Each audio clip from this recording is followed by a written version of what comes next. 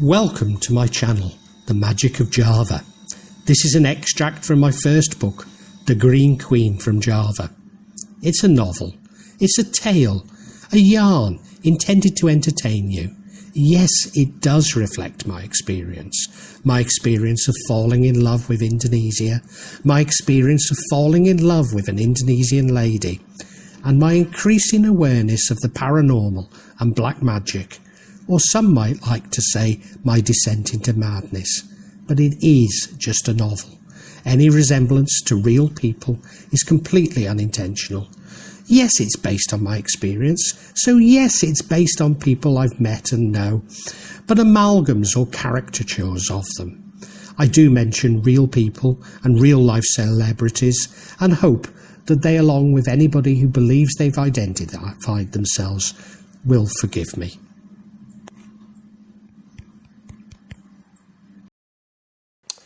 Nowhere have I found the suggestion that we can physically turn our world from heaven into hell. But is it possible that we can build Jerusalem amongst these dark satanic mills? Could the seven realms become one? Heaven is not located on high, but where the good of love is and resides within the person, wherever he or she might be. Emanuel Swedenborg, Heaven and Hell.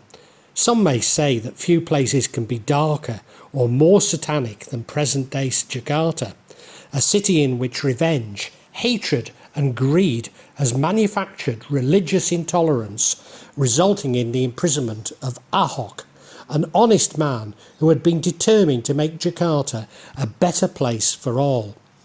In the world of international politics, my next observation is an irrelevance. But to our own personal story and how politics have impacted upon us, it speaks volume. Ahok had been one of the biggest contributors towards Julia Perez's hospital fees before she finally succumbed to cancer. Interestingly, Swedenborg's vision of hell, its purpose is not to punish, but to exclude the greedy from wider society. Isn't that what xenophobia and international isolationism do in Jakarta? But it also contains the greed, so that it has limited impact outside Indonesia. To the Western reader who has actually visited Jakarta, I should explain that many things are cheap in Jakarta, and it is easy to avoid most of the problems it throws at you. Everything is commodified, and you can buy any product or service you desire. But there are no simple pleasures which exist in other cities. There are no public spaces, no public beaches, no public toilets, no clean water, and no clean air. Indeed, in Bali, it is seen as impolite for Australians to breathe. So everything you need and desire, you must pay for, and pay again.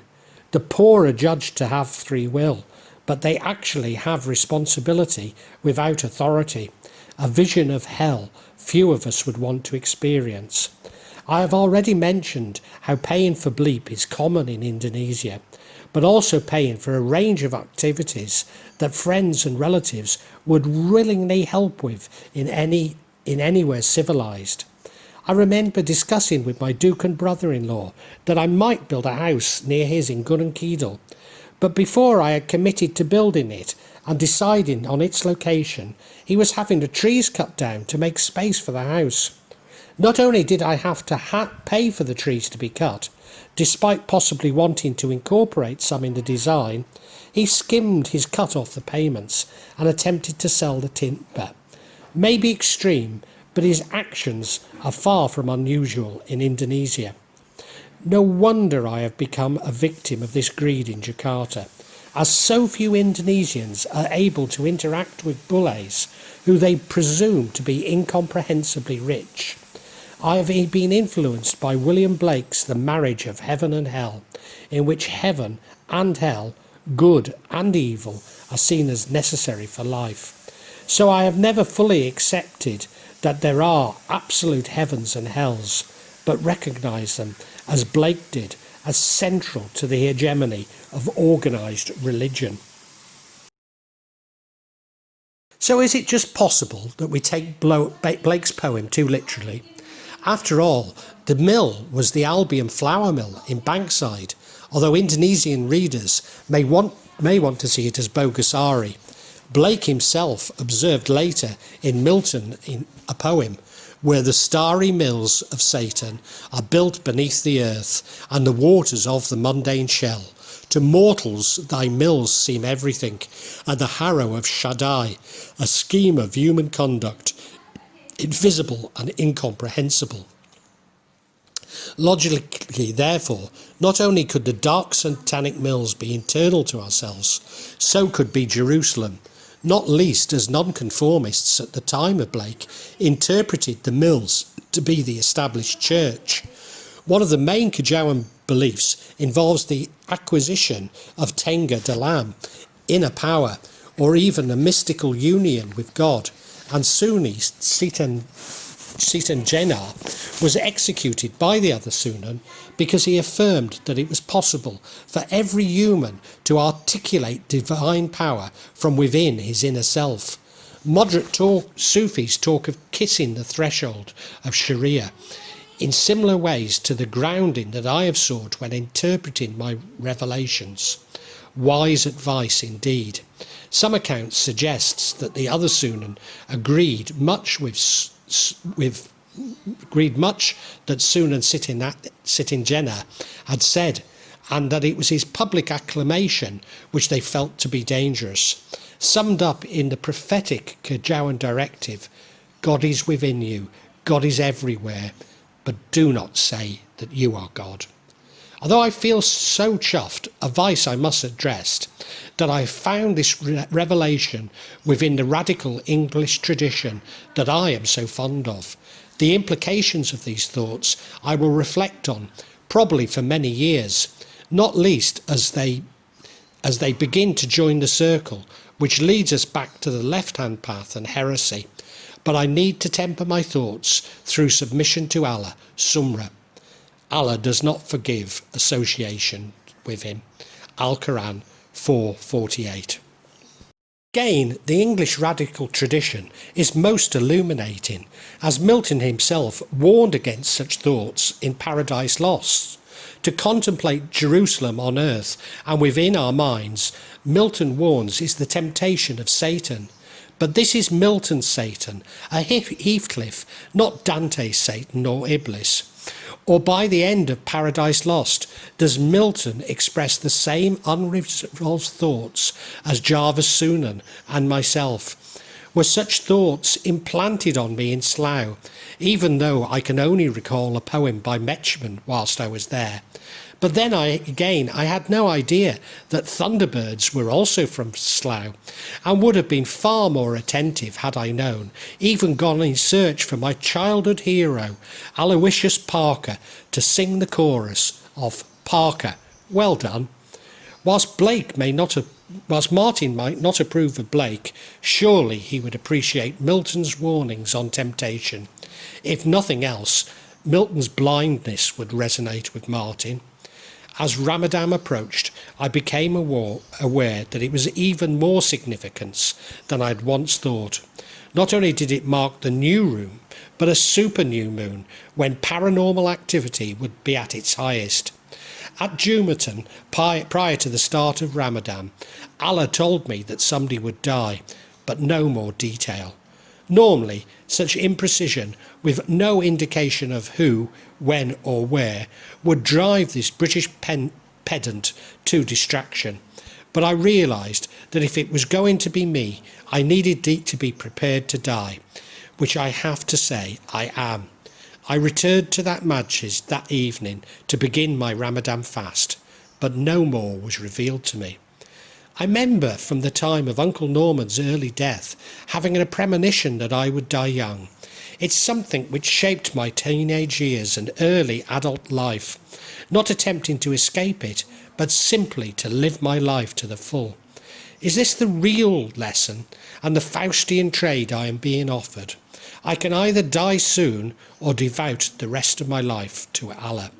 When faced with such decisions, I have always sought to explore the boundaries and cheat a little, but I know this is not going to work this time. Does not mean I want to die.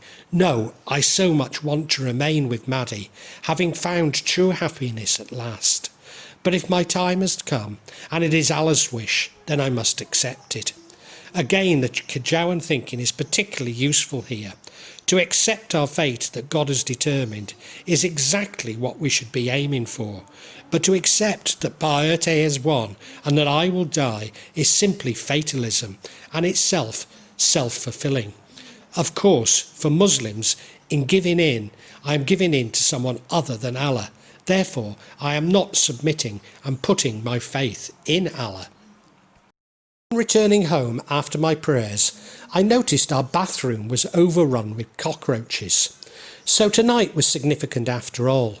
Shortly after Maddie had fallen asleep, she started having nightmares, and I woke her as I always did. She said she was okay, but being attacked by something very big and black. With the lidocaine having worn off, I went to the toilet for my 5th time that day and found my bottom to be incredibly hot. Not the same as a dodgy curry from Curry Mile, and if anything, hotter, something Maddie had complained about recently. There was also the distinct smell of rotten meat. Nothing too unusual, but when Maddie first started farting, I had imagined Javanese girls to be made of jasmine, lemongrass and everything nice.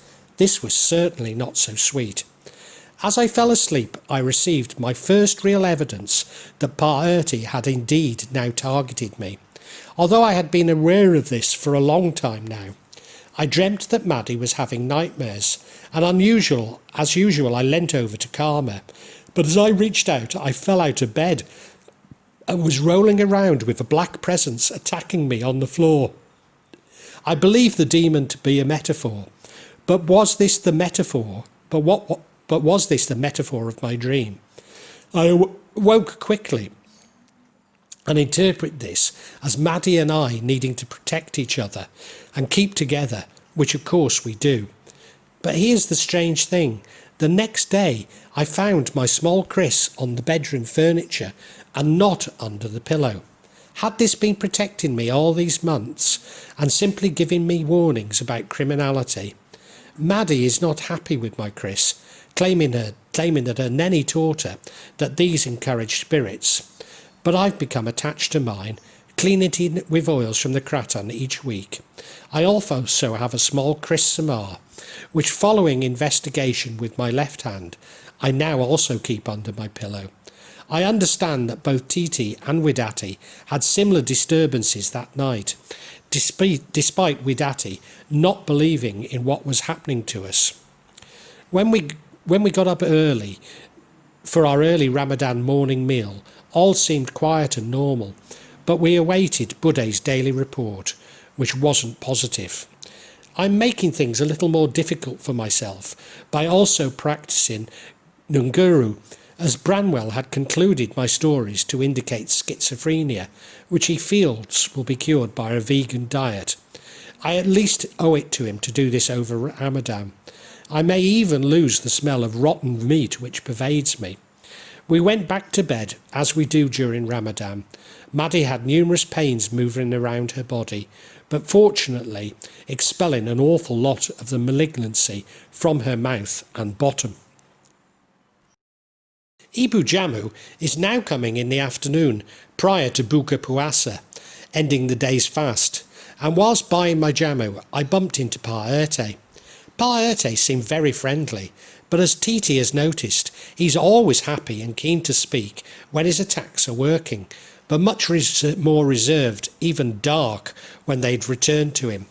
Maybe this reflects my own emotions, as once attacked, I need to get into a positive frame of mind to reduce the impact. I don't actively attempt to get into a positive frame of mind, as much as not taking my negative thoughts too seriously. I also now know it is better to be like Widati and simply ignore it. Your worst enemy cannot harm you as much as your own unguarded thoughts. The Buddha. I went back to the doctors. All seemed fine with my arm, but when she mentioned lidocaine and more stitches, I had something close to a panic attack. There was no way I was prepared to go through with such pain again, only 5 days after the last. Of course, this is exactly what my tormentor is looking for, and whilst having mentally absorbed what I must do, I failed completely at my first physical test. Later I prayed at the masjid for piety, asking Allah if piety could redeem himself. I knew the answer, but during the journey it is one that I had forgotten. Allah forgives every sin. Surah Al-Zumur 53. For some time now, Maddie has been getting frustrated with my lack of bahasa. I'm fine at everyday activities, but cannot hold a conversation, nor understand the true meaning of what she is saying to me. Buddy has told us that our house in Gunn Keedle has electricity problems, but the words Maddie used made no sense to me.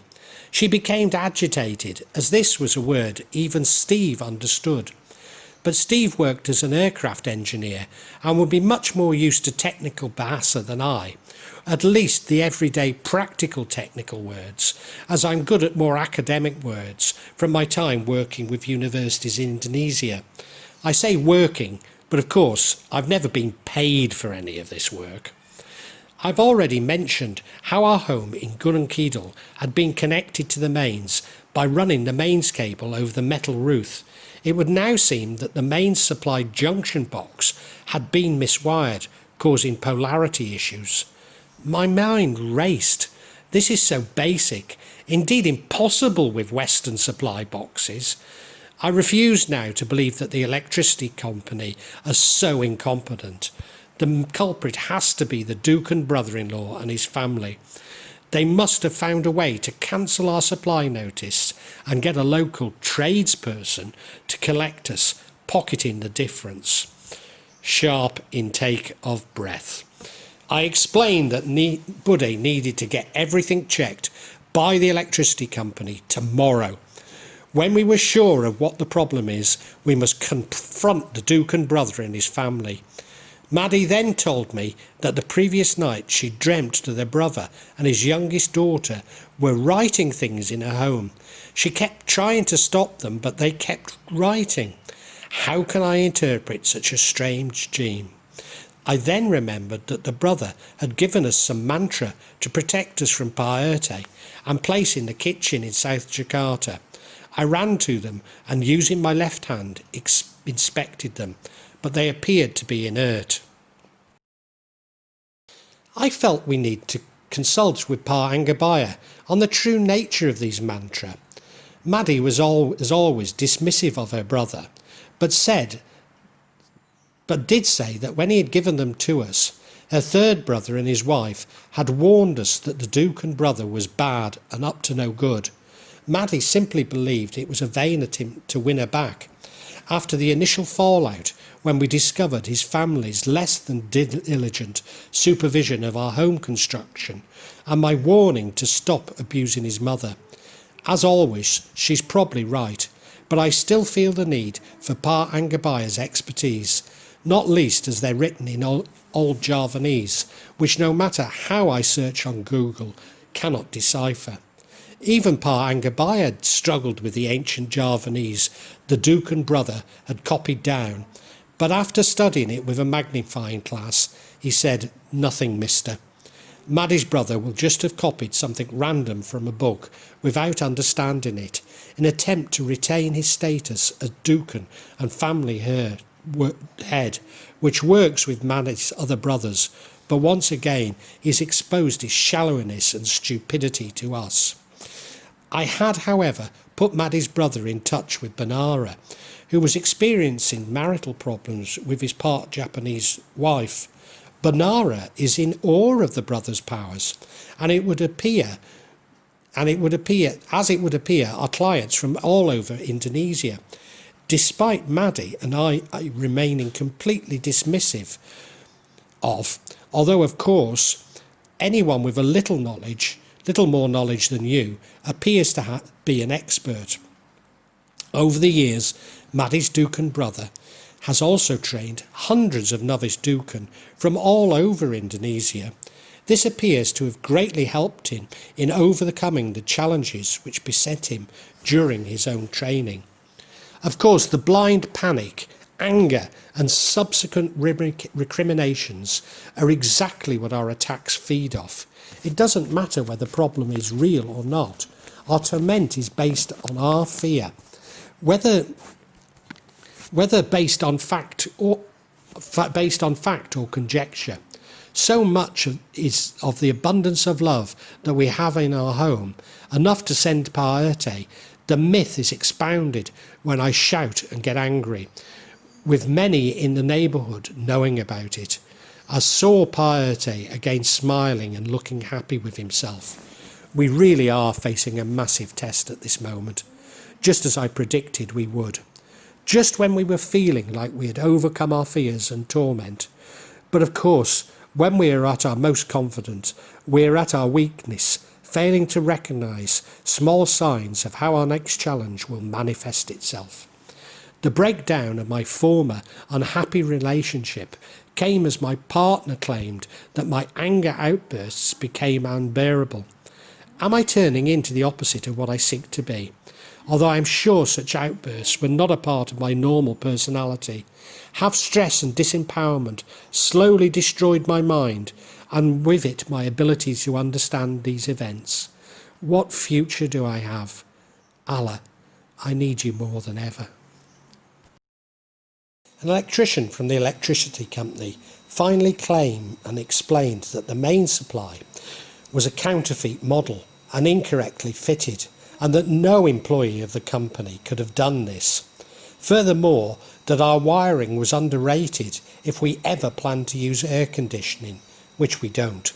So it would seem that my Dukan brother-in-law and his family really did find a way to pocket the money we paid for the electricity supply and hire an unqualified local to connect them. He even had charged us to use this same cowboy to move the supply from off our roof to somewhere less lethal. Whilst our lives may not have been in imminent danger, it was nevertheless callously disrespectful towards us. Also, I guess I owe the electricity supply company an apology for believing that their employees would make such a basic mistake. Or maybe not, as in all probability the office had accepted a bribe to allow a supply notice to be carried out by an unqualified electrician, also in callous disrespect for human life. So before I had been in Indonesia a year, 2 people had tried to kill and defraud me out of my life savings. One has caused my family and me some considerable pain and changed our daily lives beyond recognition. Directly it has cost me $30,000 to date. But if I add up all my misfortunes since buying the property in South Jakarta, it would be a staggering $300,000. So a conservative estimate of $60,000 does not seem beyond credibility. Of course, bad luck also implies a loss of good fortune, which if we were to project my previous trajectory, my total loss would be millions of dollars. Directly, our adversaries must have spent a similar amount on Dukan, illustrating the huge stakes they feel at play. The other has cost me $10,000 of my life savings, which were to support my new family and therefore his own. I guess that one is the neighbour and the other my brother-in-law should come as no surprise in Indonesia, where everyone is so fearful of each other. We have been extremely generous to both. Both know that I am aware of the treachery, and neither show any sign of remorse or giving up. Indonesia is a wonderful country, which I love dearly, along with its hospitable people. Am I missing something? Isn't God omniscient? So were all my torments have either sent by him or her, at least without his or her knowledge. I created the jinns and humankind only that they may worship me. Al-Quran 51:56. But unlike Catholics, Muslims do not believe in predetermination, albeit having some resonance within Kajawan. I am able to change my trajectory, even though this may be testing me. So this is an issue which I cannot be comprehended by man's logic, and can only be approached through the Sufi tradition. For once we're at one with God, and we can comprehend all. Maddie and her sister's discomfort in their vaginas was more than compensated for with humour, as Mass Predictor and I developed synchronised flatulence and had a sleepless night as we coordinated our explosions through our telepathic connections, which we'd been previously unaware of. The blue haze and slight whiff of brimstone which permeated our respective bedrooms was in fact reassuring, a sign that our fasting, and especially my vegan fasting, was now cleansing our bodies of the malevolence that had entered them nearly 6 months ago. Maybe when Mass Predictor returns to Jakarta, we should apply for Indonesian idols as the famous Flatulence Brothers and their symphonic sphincters. We couldn't win, but it would probably be a minor hit on YouTube. After all, C.S. Lewis believed that Satan cannot stand being laughed at. I attended the new masjid that evening. There was no piety nor Tukun Warong, but Bulan the architect was there. I remember one New Year's Eve, Bulan suggesting we throw a party for the neighbours, which I felt at the time to be an attempt to reconcile differences that I was unaware of.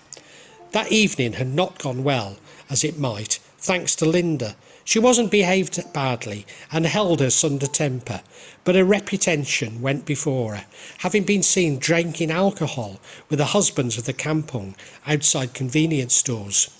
This was also the occasion when Ba Annie placed a lipstick-stained tissue on my pillow for Made to find. We invited the two Bulans to the party, who could not have been more different, and whilst Bulan the Chalabai was accepted, he was probably secretly disapproved of. So we had failed to cement our role as leading members of the kampung, but confirming the rumours unknown to us about the friends we keep.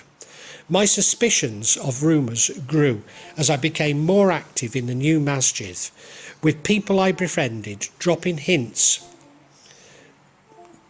that we should be better to our neighbours, to piety, and asking if Maddie went shopping every day. Our adversaries' illogical stubbornness, in common with Indonesia, in fact most of Southeast Asia, with ill-educated people trying to cheat you, failing to give up when you raise their deceit, especially Maddie's Dukan brother and his family. My stupidity at allowing my brother-in-law to cheat me will have gone all around the Desa, confirming their views on bullies, and I am now a target for every would-be fraudster. Of course, the Desa are also aware that I've been cheated by a simpleton, so what does that make me? Then there exists something of a pack mentality amongst Indonesians. Should you be unlucky enough to suffer a stroke on the street, what happens next is a matter of luck. If the first person to reach you helps you, you will be inundated with assistance. That this itself will become a problem. However, if the first person steals your wallet, then others will steal your watch, shoes and clothing, and left you until you are left completely naked, with people kicking you in frustration, as they were too late to take something from you. Indonesians are the most charitable people in the world, so the first scenario is most likely, but if you're a foreigner, then the second scenario is becoming increasingly possible. Probably concluded that the persistence of black magic in Indonesia is a reflection of its grossly unequal power relationships and the impulse to exploit weakness. It also provides yet another opportunity for Indonesians to claim that foreigners don't understand them and should keep out of their business. Maybe even its use is encouraged and manipulated for political gain. Certainly many politicians are known to use Dukan when seeking office. But my observation goes further than this. The poor of Indonesia are long-suffering and nothing but patient. Could tolerance of black magic being used to exploit one's neighbours be related to a fatalism about one's position in the caste-like class structure?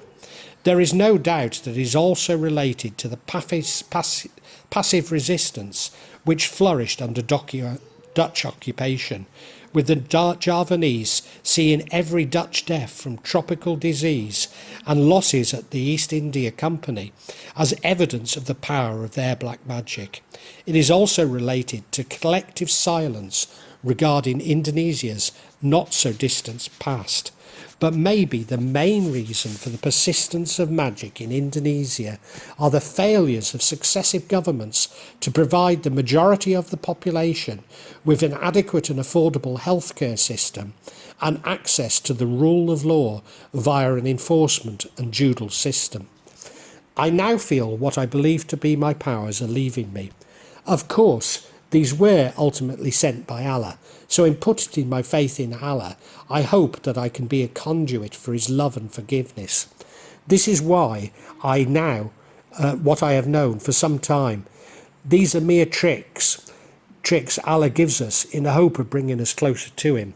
So many Dukan never progress beyond these tricks, but a real Dukan shuns them, seeking knowledge and enlightenment as Kajawan asks us to do.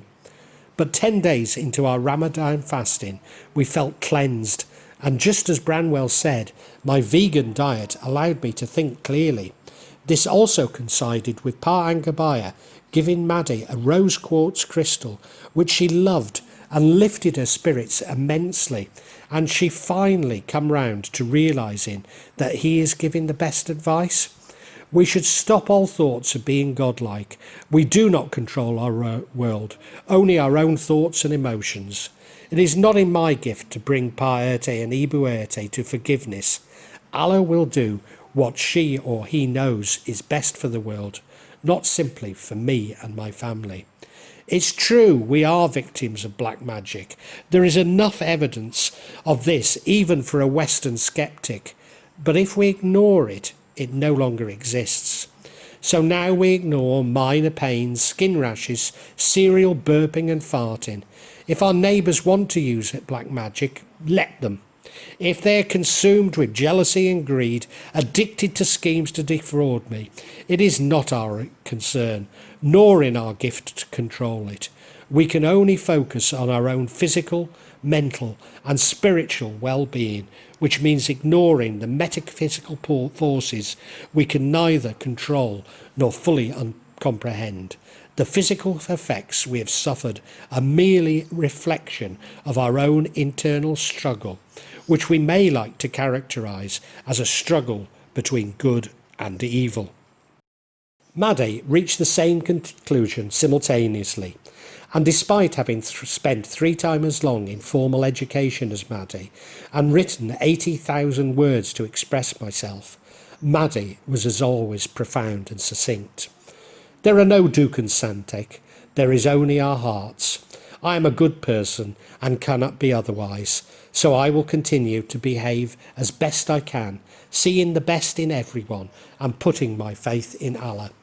You see, these words really matter, so keep them simple and understand their true meaning. Do not pay lip service to your religious commandments or beliefs. Believe them and live them every day. And yes, Professor Darwin, you may eat ham, but really believe that it's how you live your life that really matters. At a less esoteric level, Maddie laughs at videos Buddy sends her of having objects like nails removed from her body by the various Dukan and Paro Ustads, even spotting the sleights of hand that I had always been aware of. Halfway through Ramadan, and Parlura, the civil service head of Kelurahan, attended the masjid, who unknown to me had propositioned Maddie many years previously. After prayers, I'd been invited to eat with the others, and being the only bully, I was asked to sit next to Pa Lura with Pa Urte and Bulan. Of course, I was asked many questions about where I was from, my family, etc.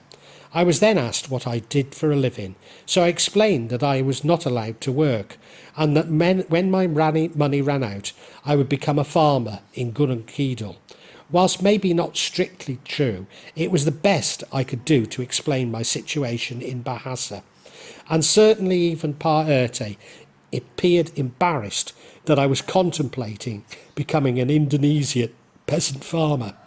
So when people see me breaking rocks in my garden in Gurunkeedle, they always shout something inane, reflecting the shock at seeing a bully doing manual work. I remember as a child when cleaning my father's car, every passer-by would say, "You can come and do mine when you're finished." Well, the comments I get now are of the same imbecilic order.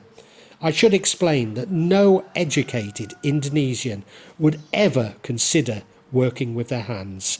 Having studied or bribed their way to a degree, most consider that they should never work again. Indeed, the role of a manager in Indonesia is to ensure that their staff look busy and harmonious. If customers or real work interferes with this objective, they are dismissed as quickly as possible. I've been going every night to the new masjid, but one night there was Pa Urte. He even led some of the prayers, and I shook his hand warmly. I have concluded that however controlled by his possession, Pa Urte does have free will. Of course, that's it. I have no right to judge, only Allah does. I can only hope that when Allah judges me, she or he do so favourably, but I realise that it will not be in reference to others. If I am judged by my own intentions and not those of others, no matter how others may affect me. As Auntie Ed would say about Pa Urte, I'll bet he was good to his mother. At the beginning of Lebanon, we went as a family to the Muhammadiyah Masjid, and predictably there was Uni sitting strategically in our path. Unexpected, because unlike his wife, he is a Muslim, but I've never seen him in a masjid before. As ever, he had a broad smile on his face. This was clearly an important event, but I have no idea how to interpret it. Then completely unexpectedly, one Thursday evening, which to Indonesians is a Friday night, the main imam from the new masjid came round to see me with an English-speaking worshipper from Bantin who had befriended me. It didn't take long for them to express their concern about the swellings on my limbs that had been sent by someone, and that they did not have a medical explanation. Later, Pa Anggabaya agreed that they had been sent, but my diagnosis of gout was also true. In other words, the malevolence is exacerbating existing health issues, or at least working in ways we have Western definitions for. Maddie joined us without saying too much, explained that this had been going on for some 6 months, and that we knew who was sending them, and that they lived very close by. Maddie did not name the person who sent the package to Budde, but did push the recognition that this was Pa Urte, who would of course been well known to both, neither of whom seemed shocked by this. The Imam said little, except that he too was from Purwokerto, where he had been a neighbour of Pa Urte. We later found that they were good friends. The Imam blessed some water and asked me to drink half, using the remainder on Maddie's and mine bodies. He then proceeded to massage the blood around my legs and arms, using some of the fragrant oils. Once he was satisfied that he had moved the malevolence, he asked my friends to put his hand on my back. It felt very warm, and I could feel him remove something from me. He repeated this a few times. Finally, the Imam massaged my neck and whispered prayers in my ears, concluding the ruqyah, but without the resultant writhing from me. I was certainly no Reagan McNeil. He told me that one ghost removed, but I still had another. Was this Uncle Norman? Although I subsequently realised that almost every Ustad and Dukan claimed to have removed all but one. Surely this isn't a ploy to retain my custom. The whole process was unlike the Kidjawan rituals I'd become used to, and probably owed much to Bantan Sufism. I say, felt relieved. I was told not to sleep until after midnight on Friday and Tuesday nights, or Thursday and Monday to a Westerner. This is because our adversaries would fast on these days and therefore be at their most powerful. Later, the Imam was obviously affected by his work, and my friend also removed the malevolence from his back. So I was right in my view that the way to remove a possession from a person is to accept it into your body, but that I clearly had a lot to learn about how to coax the spirit around the body and out of the host. That night, once again, Buddy dreamt of 2 tigers coming to our home in Gudankidil, which I must interpret as being Maddie and I must be strong enough in every respect, as I believe we are. Or, of course, it could mean that we will soon be moving to Gudankidil, which would please me, but could not be further from Maddie's wishes. In fact, most of Maddie's family call her tiger, not a reference to ferocity or sexual aggression as we would use it in the West, but reflecting her patient and quiet determination before striking with ferocity. Although with the exception of Steve, I doubt if any of her Western boyfriends would recognise this characteristic in her. I woke the next morning, whilst not exactly cured, so much better that I was able to walk to the post office and take full part in Jumatan prayers and even go to the new masjid that evening. I don't know why my relief is delayed compared to Maddie and Buddy's, but maybe it's just about cultural perceptions. Overall, I felt a dark cloud had been lifted from me, and I am no longer alone in my struggle with piety. I have also realised that this cloud had not been sent just 6 months ago, but that Maddie and I had been somewhat troubled ever since we moved into the house in South Jakarta. Indeed, when my strange rheumatic symptoms first began, I had written it off as recurrent chikungunya symptoms. Is it possible? It possibly also explains the viral meningitis which affected me the moment I landed in Thailand from the UK and then became incapacitated in Vietnam whilst under house arrest, which I will recount in another episode. It may also explain some of the other misfortunes which seem to have beset me for such a long time, although I now feel so positive I don't want to dwell on it. In fact, I feel better than I have done in a very long time. The Imam repeated the process on me a few evenings later in the masjid, now a Musholla once more. Whilst so very much better, the gout-like mark swellings have gone. There remain signs of possession on my right foot. Coincidentally, my father was also suffering from poor circulation in his right foot. Almost in recognition that our journey is coming to an end at midnight one Thursday, we went to Jakarta Bay. I threw 2 items of clothing from each member of the family and some coins into the water, offering prayers. The 200-day anniversary probably coincided with the night I kept spotting dark spirits leaving from our front door out of the corner of my eye. I had assumed this to be a bad sign, but that evening Paerte's daughter started crying, and Pa and Ibuerte appeared to be unwell the next morning, whilst Buddy and Maddie and I felt like a dark cloud lift. Paerte will now have to pay another dukan and start it all over again, but given his Faustian pact, he will do so.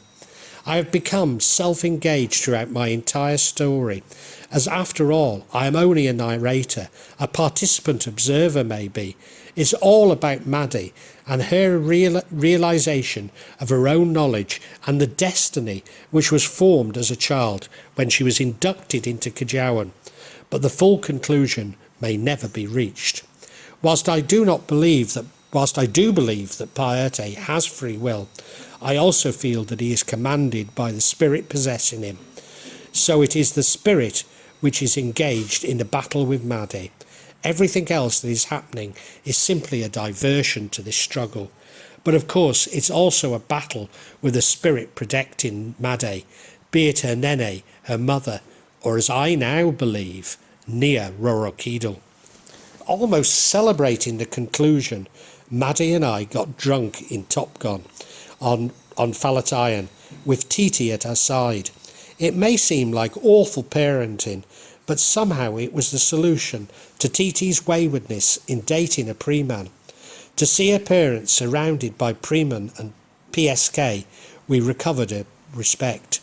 Drunk for the first time in a year, Maddie became Nira Rorokidal once more, radiant her wonderful compassion and power, flirting with men and becoming jealous at all the girls who dared glance at me.